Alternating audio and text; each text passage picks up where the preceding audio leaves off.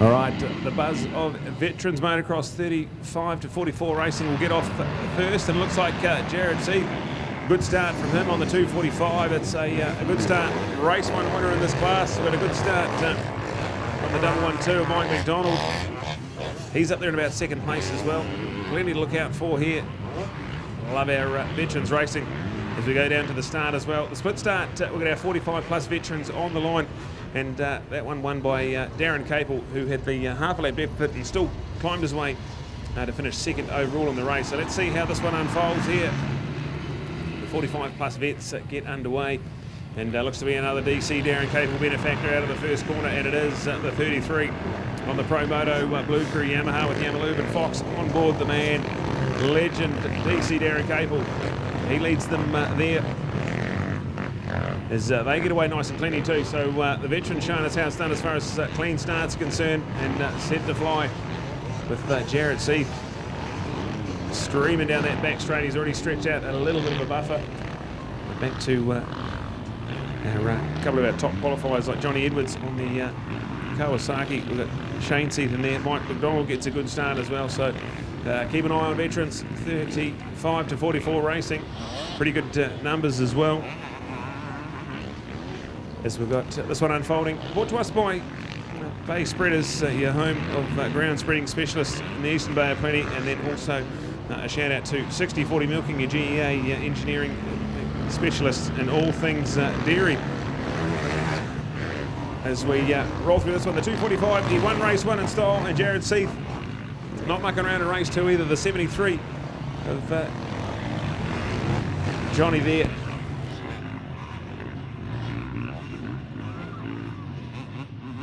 He's coming for Johnny, so it's Johnny in second, and then we look to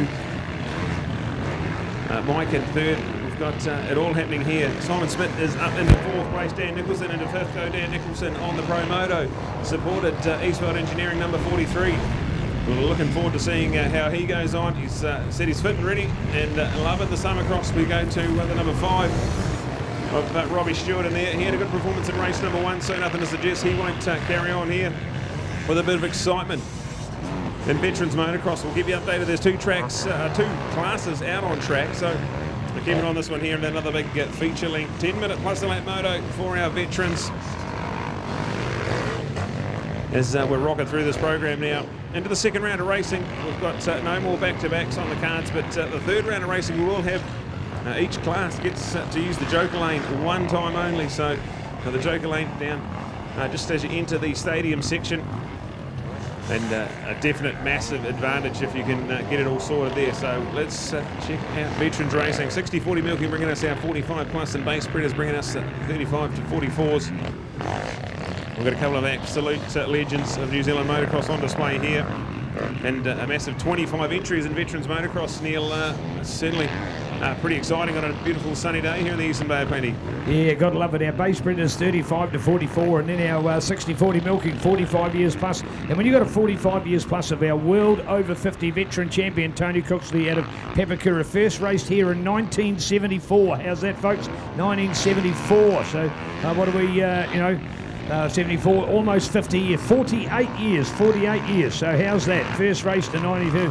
So welcome back, Tony. Nice to see. Of course, missed our Veterans Nationals this year because he was competing in the World Vets in California, USA. So Tony, an honour to have me with us. And he still loves it, that two-banging two-stroke as well, the 250.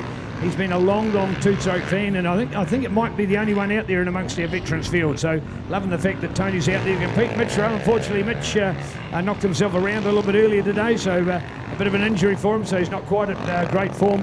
But hey, the local, the star of veterans motocross, Mr. Darren Capel, that's been he's done every one of the Labour Weekend motocrosses for close on 40 years as well. It's a fantastic legacy in the Pro Moto Yamaha, Blue Crew NZ, Yamalube, Fox, Moto Muck Pirelli, 100% goggles rider, living up to his class, because he is class. As you rightfully point out, Brad, he first of all gets the whole shot in the 45 plus, because they're already trailing by about 15 to 30 seconds behind the younger vets, but by the end of the race he's right up to second overall. So there's only ended up by being one man that could beat him last time. So how good is that? And as well, he's got the fastest lap time out there. How's that? A 1:56.402, the fastest lap time. So again, for a man who is over 50 years of age, he's beating the 35s. And there's a hell of a lot of your life goes between 35 and 50 years of age, and there's not too many 50-year riders that are actually better than others were when they were 35. So Mr. Darren Capel, you're an absolute hero, and so much appreciation. 60/40 milking for milking machinery, along with water pumps, stainless welding and effluent systems. Bevan Thomas and the team to see here at Bevan Thomas 13b@hotmail.com, and even on the easy to remember mobile phone number 027 604 6040. Can't get better than it for 6040. 60/40 milking. So Bevan Thomas, thank you Bevan, great to have you supporting our veterans field here today. Marty McGoldrick, the father of Isaiah and Micah, who are out in the MX1 class. How good is that to see father and son combos here today? I think it's just beautiful to watch. We've got Ryan and Toby Winiata to put into that category as well today, so that's pretty darn cool. We love veterans motocross, great place for it in our sport, Brad, and long may it continue. But we're starting to get a bit of a merge now with the duration of this race. So it's Jared Seath and Mike McDonald and Johnny Edwards and Simon Hunt as our hot shots out there. They're from that younger class, but we're watching our riders like the super fast Darren Capel, closing the gap around them and coming in from that older group of 45 years plus. Bring it on with veterans motocross ahead of the game with the bay spreaders and 60/40 milking. All right, we can give you the numbers. We can crunch them there. Jared Seath, Mike McDonald, Johnny Edwards, your top three. Simon Smith and Robbie Stewart, that's 4 and 5. Then we go to 6 in the race, but that'll be the first of the 45-plus veterans. DC, Darren Capel. We've got Dan Nicholson now. He'll be in 7th place, but that'll be the 6th, 35-plus veteran, I should say. Craig Taylor's there. Carl McGovern in 9th place. Craig Spence, Neil Thompson. And then you look to TC, Tony Cooksley. There. That'll be 12th place in this race. Marty McGoldrick's there in 13th. Michael Fleming, Shane Longley there in 15th. Andrew Bennett, shout out to Andrew. He's another father and son duo here this weekend, so awesome stuff. And he's ahead of Ryan Winiata, so that's actually quite a fearsome battle. There'll be no quarter given there for 16th and 17th place in this race here. Andrew and Gunner going at it. Morris Pullman there in 18th place. Campbell Langley and Ron Smith. That'll round out your top 20 runners here in veterans motocross. The two classes are combined.